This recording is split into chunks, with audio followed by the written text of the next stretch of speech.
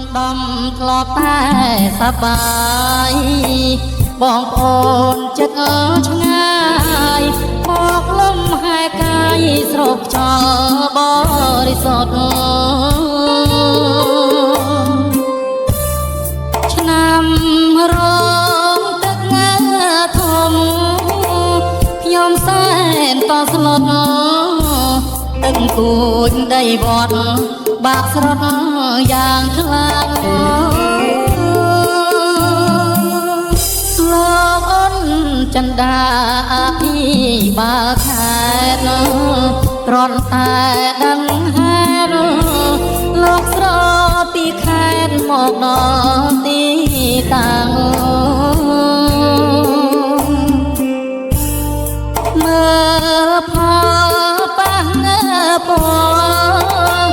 នៃការបាក់ច្រាំងហើយជូនដំណឹងទៅដល់ថ្នាក់ជាតិសំតាច់ដេជោបបថាប់បដីរាជជួមគ្រោះភ័យលោកមិនដែលឃ្លាតឆាត់ធនធានទឹក